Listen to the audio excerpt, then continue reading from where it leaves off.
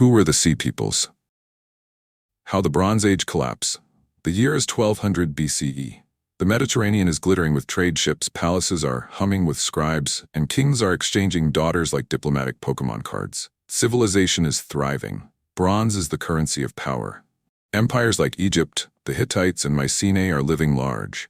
And then boom, the lights go out.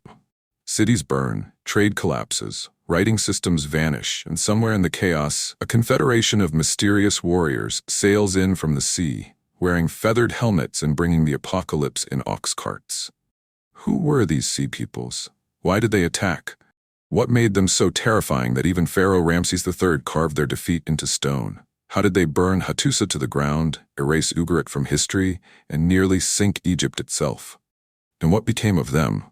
Did they vanish, or did they become the ancestors of modern nations? This isn't just a story of war. It's a tale of climate change, migration, conspiracy, and survival.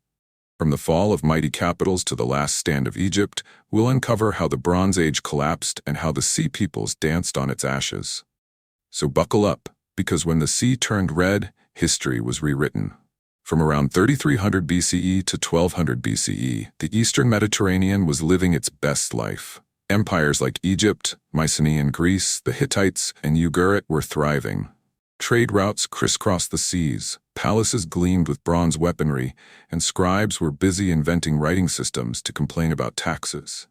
This was the age of the Great Powers Club, a diplomatic VIP lounge where kings exchanged daughters, gold, and passive-aggressive letters. But beneath the surface, things were getting shaky. Climate change, famine, political instability, and a growing reliance on fragile trade networks. And then came the Sea Peoples. The term Sea Peoples is a modern invention, coined by 19th-century Egyptologists who noticed Egyptian inscriptions referring to invaders from the sea. These weren't a single tribe, but a confederation of seafaring groups, including Sherdon, possibly from Sardinia, Shekelesh, maybe Sicily, Lucca, likely Lycia in Anatolia, Peliset, possibly Philistines, Danaan, Weshesh, Cheker, Teresh, and Ekwesh. They came from all over: Aegean Islands, Western Anatolia, Cyprus, and Southern Europe. Some were refugees fleeing disaster. Others were warriors seeking new lands. They didn't just arrive with swords, they brought families, ox carts, and entire communities, suggesting a mix of migration and invasion. The Sea Peoples were likely semi-nomadic maritime cultures, living in coastal settlements or aboard ships. Think of them as ancient pirates with a touch of Viking flair. Family style, tribal units, possibly patriarchal, traveling together. Women and children were part of the migration. Traditions, warrior culture, seafaring skills, and possibly oral histories passed down through generations. Attire, feathered headdresses, horned helmets, and armor that made them look like extras in a Bronze Age rock concert. They were known to serve as mercenaries for Egypt and the Hittites long before their infamous raids. But by 1200 BCE, they were done playing nice.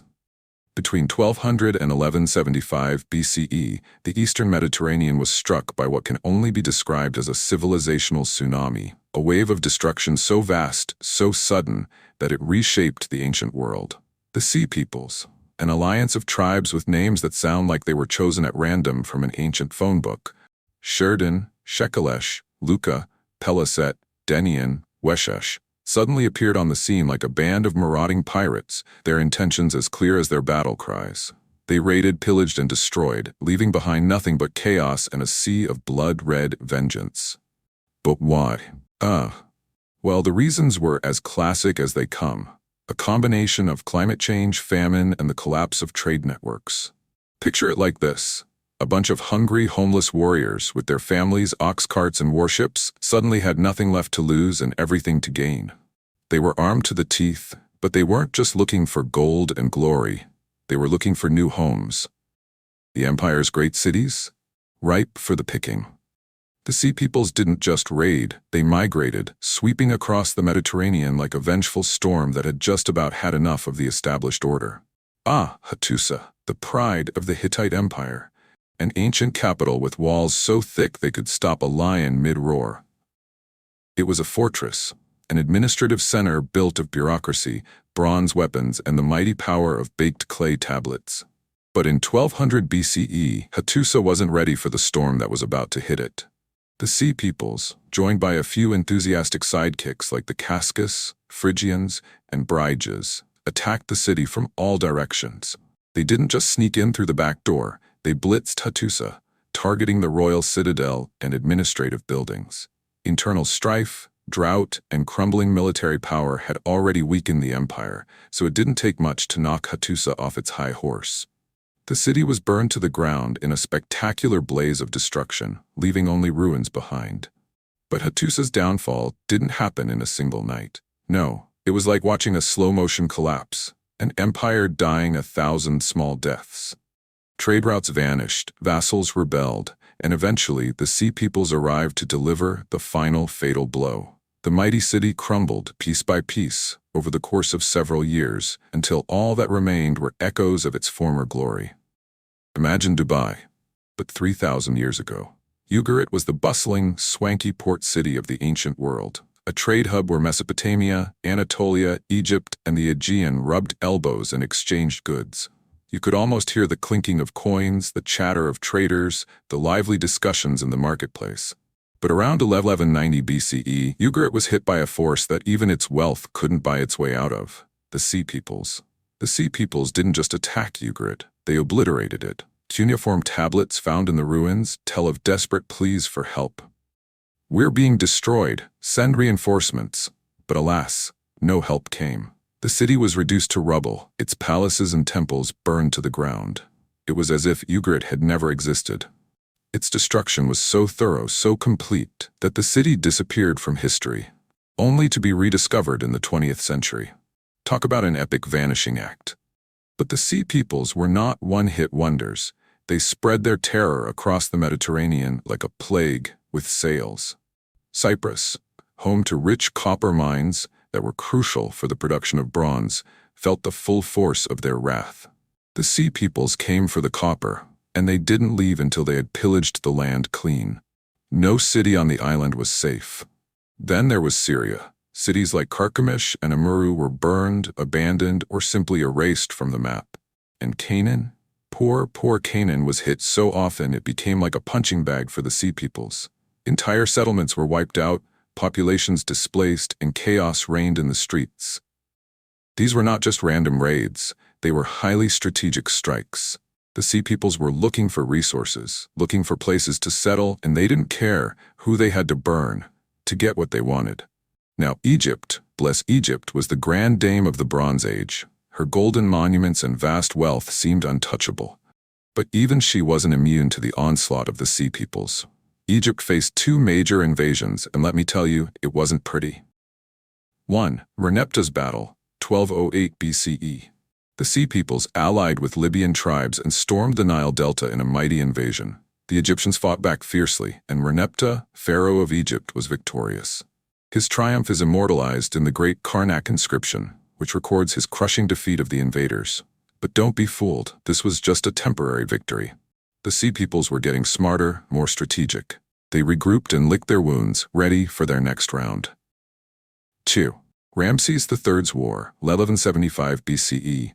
Now this battle deserves its own epic ballad. This was Egypt's version of Helm's Deep, the last stand, the final clash. Ramses III, Egypt's pharaoh, faced not just an army, but an entire migration, families, children, and desperate men and women looking for refuge. The Sea Peoples, no longer just an army, had become a refugee wave, crashing against Egypt's borders. Ramses III, ever the strategist, prepared for them.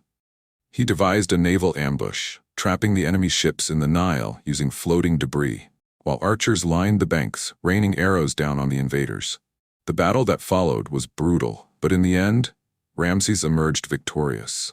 The Sea Peoples were slaughtered, captured, or absorbed into Egyptian society.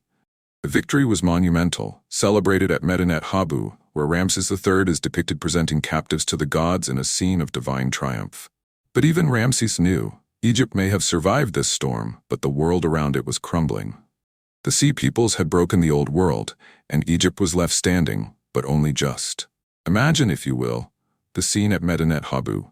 There stands Ramses III, Pharaoh of Egypt, immortalizing his victory in stone, a moment captured for eternity.